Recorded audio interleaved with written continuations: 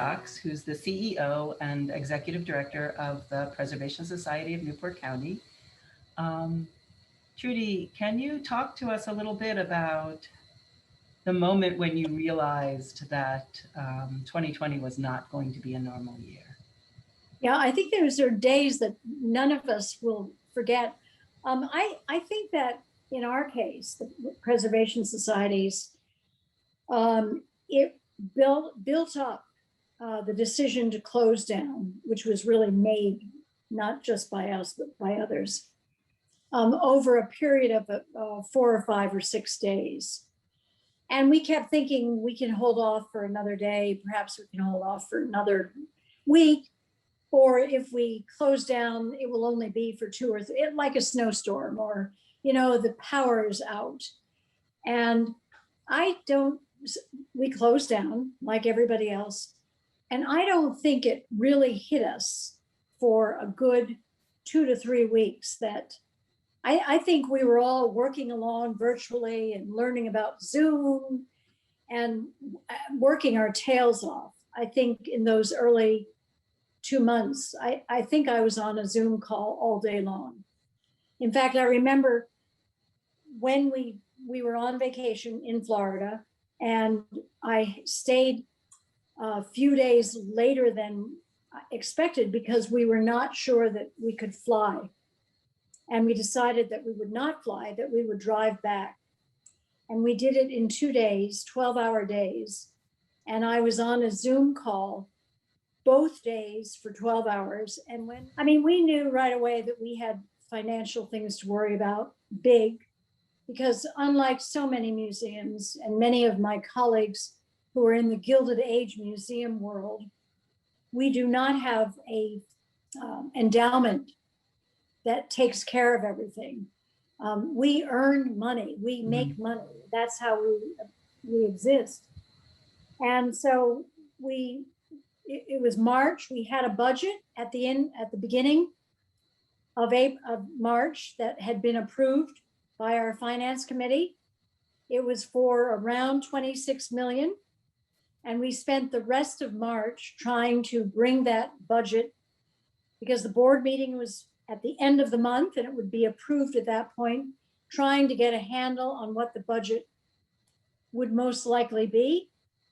And I think at that time we were projecting overall revenue of about 9 to 10 to 11 million from 26. So that's a huge drop. As we got closer to the end of March, and I don't know if this happened to you, Ruth, we realized that we were not going to be seeing visitors in May or June or July, and that we were really banking on August as being the startup. August would be a slow start, but at least it would be some money coming in. And of course, it did not work that way. We were very smart, I think, in that we spent a good deal of April and May trying to figure out how to make our houses as COVID safe and friendly as they could be. And in that regard, we are different from so many other institutions. We have lots of space. So we could think about social distancing, and we could count on, at that point, masks were the norm. We were able to put a COVID plan together for the State Department of Health and for the Department of Business Regulation. We had dozens of meetings with all of them. Lots of adjustments had to be made, but our goal was to try to get open as quickly as we could, even if the number of visitors was going to be down, and we knew it would be. We needed to have some money coming in. And so did a lot of lobbying. We just did Saturday night meetings with Stephen Pryor from Commerce. I mean, you name it, we were doing it. And finally, we got the approval to open up the Elms and the Breakers. Since June through the end of December, we were able to welcome about 240,000 visitors, which sounds great, but last year for the same period of time, it was $1 million. And that just is really hard. So we have really lived very close to the bone over the last months. We did several things. We were able to secure some PPP money and some idle money and all of the other take it outdoors money, which certainly helped us through. We kept our staff on, the full-timers and the part-timers, through the end of the first round of PPP. And then there was just nothing left. Well, there was a little bit left. The people who were working in the houses and some of the administrative staff. So we very sadly, and it was probably the worst day of my life, had to lay off 231 people. The theory being that if you have a house open and nobody is coming, it doesn't make a lot of financial sense to be spending money when nothing is coming in. It was that simple. Nothing was coming in. And our PPP money was gone. We did not know at that point that there would be a second round of PPP.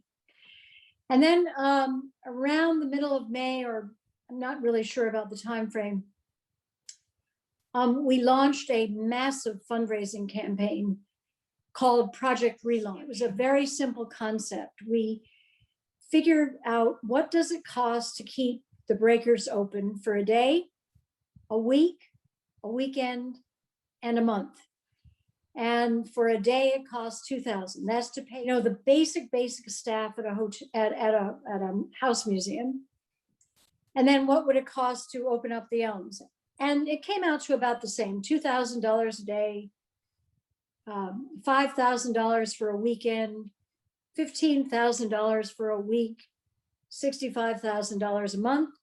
And we went out and we sold Project Relaunch. And we made it very clear to our donors that what you are doing is giving us the money to pay people's salaries so that they can work.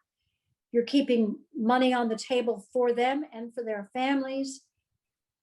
We need them. They need financial resources. So in a lot of ways, it helped it was just a great story in terms of it's being able to hit on a lot of different important factors at the time. And we did very well with Project Relaunch, and it really helped us get through the summer. At the same time, however, we were losing money hand over fist from all of the rentals that were being lost. Every wedding, and most people may or may not know, but our buildings are used very actively throughout, from middle May all the way through October, every single weekend. And these are, very expensive weddings. So all of that, each day was a negotiation with the bride or groom about pushing the wedding further down the road. We lost no clients, but everything got pushed down. In the meantime, no money is coming in from that, and that's a huge part of our revenue. Our stores were shaky. We had a store at Bannister's Wharf, but when you could only have 4 people in a store and nobody is traveling anyway, you're not going to be selling at the level you could have before. And then all of our special events, like the flower show, like all the things that we do, the Easter egg hunt, the children's party, all of that had to be canceled. So we lost money in that regard. So we're making money from Project Relaunch. We're making a little bit of money from admissions, not a lot, enough to cover each day. I think we have to spend, at the level that we are now, Ruth, we have to bring in $1 million a month or we don't make it. We have to bring in $1 million a month. When you think forward a little bit, has it changed the way you think about what's essential? See, I think our business model is one that it would be very hard to change it, but it's not ideal. I suspect in an ideal world, if I had the donor base, or if I had the wherewithal, people, to do so, I would, be like the Frick, or be like the Huntington, or be like any of the major museums, and just grow that, the Isabella Stewart Gardner, grow that endowment so much. We've looked at our numbers really carefully, and compared to our stable of houses and our size, our endowment is so measly. And we've never been able to get out from under having to raise money each year to take care of maintenance. The maintenance costs never go away. So we're constantly trying to fix this roof, trying to repair those windows, raise the money to do it.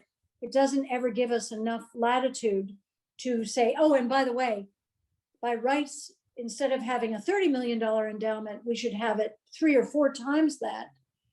We've just never been able to get there. So if I had my way, that's what I would work on first, but it doesn't work that way.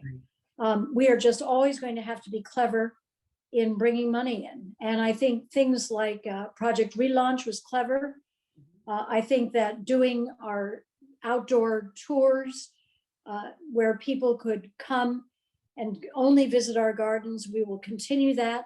That's an idea that we had talked about in the past, but thought that just wouldn't go over. And yet, in fact, there are lots of people who don't care one bit about seeing the interior of the breakers, but they want to walk the grounds of the breakers. That was very, very successful, allowing people to stay at Green Animals until dusk, having picnics on the lawn. All of that had been verboten in the past. It was considered by the old guard as very déclassé. They love being out in the sun, sitting in the lee of the breakers. Why not? It was a good idea. I think that the sparkling lights at the breakers was a phenomenal benefit for us. We always do well at Christmas. We were afraid we would lose a lot.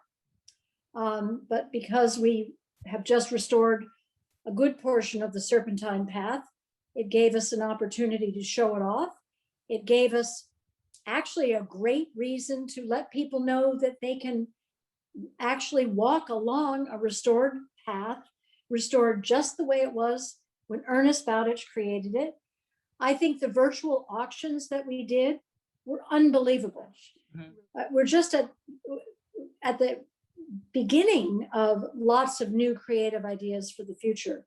And I don't know about you, Ruth, but for me, the board asked me to give a speech about the things that I've learned, but the thing that I've learned the most is I call it the democratization of management.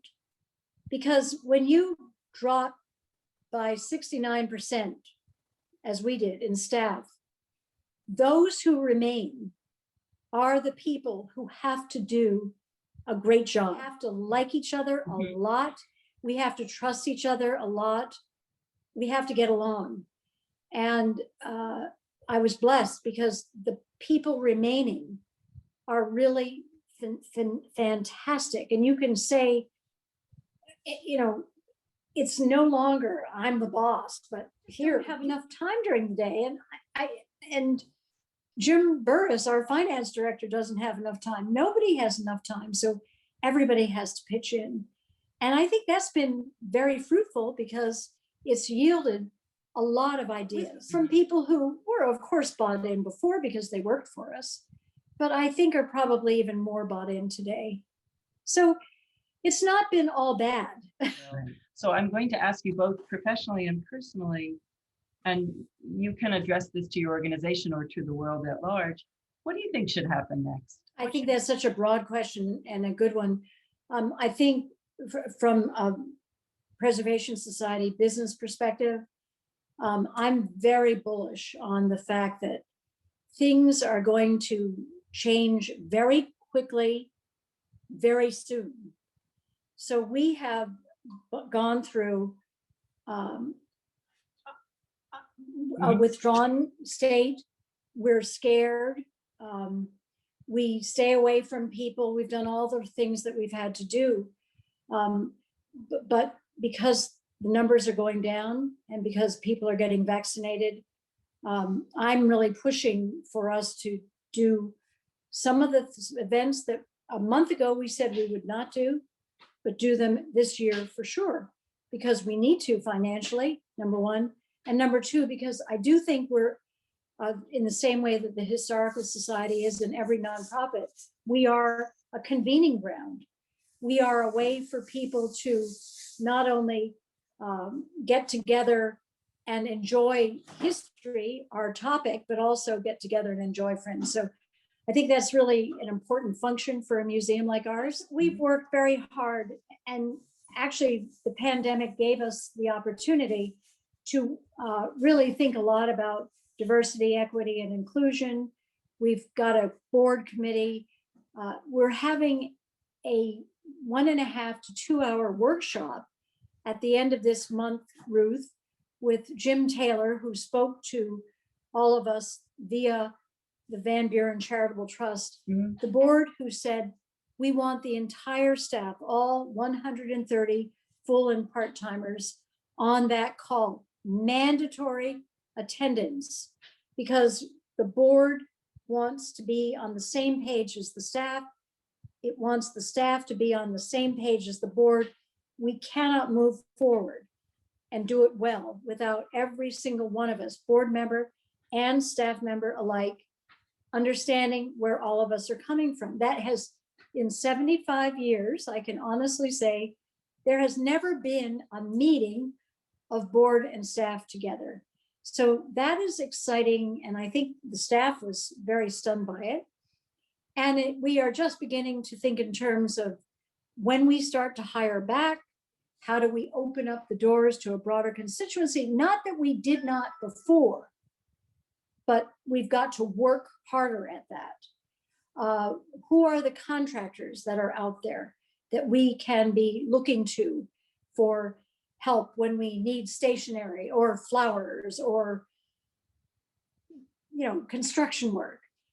There are a lot of different directions. So I will say, I don't know if it's because of the pandemic or if it's because of all the things that happened that were so horrible in the spring and early summer that forced you, and because we were all living solitary lives, forced us to think pretty quietly to ourselves about my life, how do I live it, our businesses, how are we living it?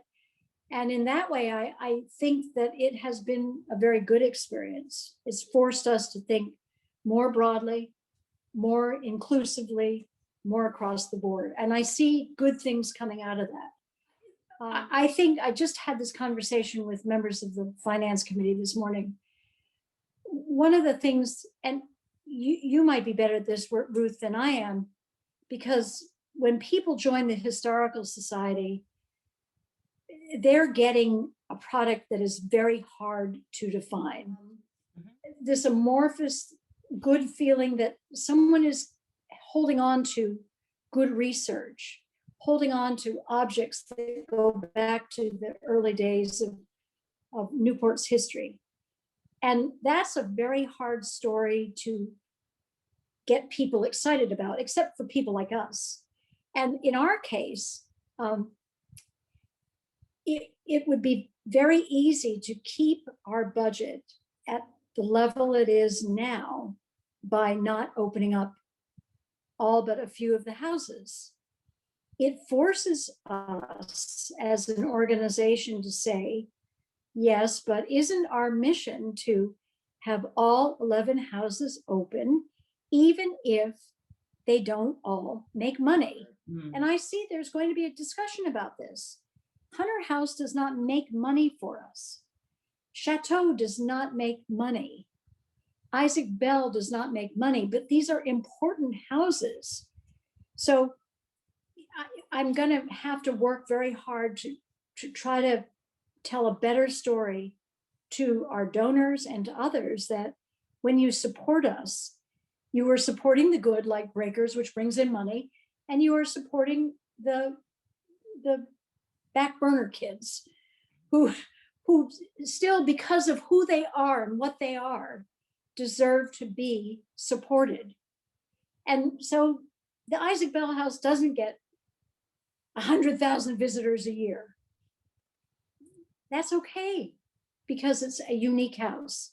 Oh. But I think it's going to be a little bit complicated. It's, at least it's my kind of back of mind worry, that hardliners who look at money only could easily say, you know, you could really have a great bottom line if you just kept the Breakers Marble House, the Elms, and Rosecliff open. And my answer back is, yeah, but our founding was the Hunters. And for example, America is the Isaac Bell House. Don't they count for something? I think we are going to have a rush. And I can only, here I am in Florida for 2 weeks, and it's a different world in Florida. You get down here and you're outside, and people get more relaxed, and many more people have vaccines, and the numbers are going down. We are going to be far more efficient than we were before. Not that we were not efficient, we were, but we are going to be far more efficient in the next round. We're across the board, our entire staff has a much better understanding of what it takes on a day in, day out basis financially to run the place, because I talk it all the time. I never talked money with employees much. I always thought they wouldn't be interested. Well, it turns out they are interested, and they're all pretty good at it. So I think we're just a better team, and that is good.